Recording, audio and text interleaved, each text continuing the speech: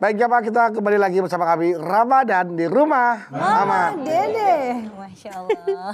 Aman Mama. Silakan Mah. Oke, kalau aman. Dan juga hikmahnya nih Mah. Apalagi hikmah daripada zakat fitrah kita. Ya.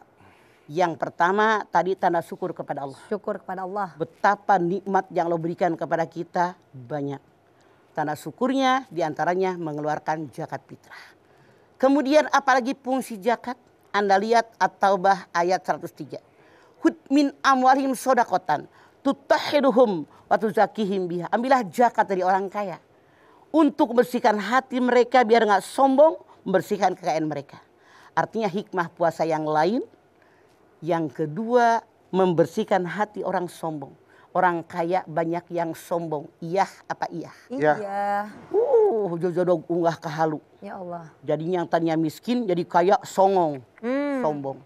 Dengan dia mengeluarkan zakat akan mengurangi kesombongan, menghilangkan kesombongan. Dengan dia berzakat membersihkan harta. Kenapa? Dari harta yang kita miliki ada hak orang lain. Ibaratnya kita beli beras, walaupun beli rojo lele, jangan bilang iklan ya. Beras kelas atas. Walaupun kita beli beras yang dari Cianjur misalnya saja, yang bagus, pasti ayak gabah. Ada aja. Sebelah. Iya. Ada misalnya butiran pasir walaupun kecil. Ada. Istilahnya itu kita keluarkan biar beras yang kita miliki jadi bersih. Biar harta yang kita miliki jadi bersih. Itu diantaranya. Kemudian apalagi? Menjembatani antara orang kaya dengan orang miskin. Orang kaya mah segala ayah, pengen makan di mana hayu, pengen makan ini bisa milih menu.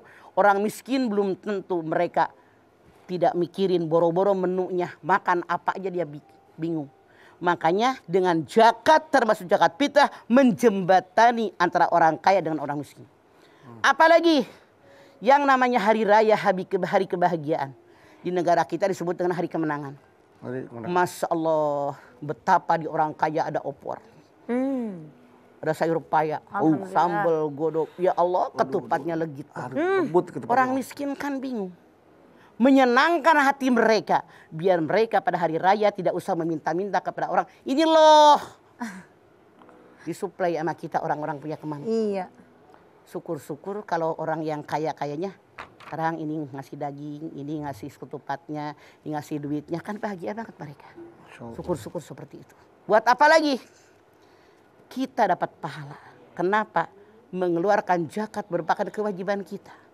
Ketika kita menunaikan kewajiban Allah dengan ikhlas karena Allah, insya Allah mendapatkan pahala daripada Allah Subhanahu wa Ta'ala. Amin. Begitu banyak hikmah daripada zakat fitrah.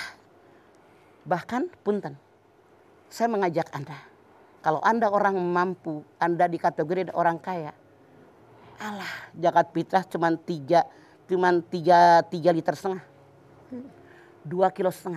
Beras sih harganya. Kalau buat orang miskin boleh jadi terasa. Buat orang yang mampu, yang kaya. Saran saya ketika Anda menyadari berapa banyak kekayaan Anda. Tidak cukup Anda fitrah hanya dengan 3,5 liter beras. Tidak cukup Anda fitrah hanya dengan 2,5 kilo. Kenapa Anda nggak fitrah 10 ton, 100 ton. Keluarkan fakir miskin. Sekarang begitu banyak di negara kita tetangga yang miskin. Yuk keluarkan. Nggak bakal membuat kita miskin. Jangan koret-koret amat. Mati juga kagak dibawa tuh kekayaan. Beneran. Ya. Jadi harusnya begitu. Lebih banyak keluarkan lebih baik. Kenapa tidak? Minimal Agus 100 karung. Bedu 500 karung. Jahal 500 karung. Gak masalah. Ada berasnya mah. Beras aja pada girang. Minimal mereka punya beras kan girang. Ini mah jangan orang kaya 3,5 liter. La ilaha illallah. Duit parkir tuh. Seujung kuku banget. Jangan begitu, jangan hitungan. Iya. Kayak macam kita kalau misalnya korban. Kan korban itu satu orang tiap tahun cukup dengan seekor kambing. Ya. Kalau Anda kaya kenapa nggak 10 ekor sapi? 100 ekor sapi. Begitu maksud Mama. Biar terasa oleh orang keliling kita bahwa dia orang kaya menolong kita, meringankan beban kita di hari raya. Oke? Nah, Mama tadi bilang zakat fitrah atau zakat itu bisa membersihkan harta kita ya, Ma? Betul. Tapi dia nih sadar nih, Ma, kalau dia dapat hartanya dengan cara tidak bersih. Dengan zakat apakah itu bisa membersihkan hartanya? Tidak. Tujuan tidak menghalalkan cara. Tujuannya baik buat haji, buat umroh, membangun masjid. Boleh nyolong, boleh korupsi. Astagfirullah. Ibarat mencuci dengan air kencing. Makin bersih apa makin kotor. Kotor. Begitulah. Makanya yang benar bagaimana? Ya ayuhan nas kulu mimma fil ardi halalan thayyiba. Halal thayyibat secara hukum, halal thayyibat cara memperolehnya, thayyib hasilnya. Jangan mengikuti langkah setan, setan musuh yang nyata. Kalau boleh nyolong, boleh korupsi itu kemasukan setan. Boleh nipu juga ya Maya. Sama. Nipu semua pokoknya sama aja. Semoga kita terhindar dari perbuatan-perbuatan setan yang terkutuk. Amin ya robbal alamin.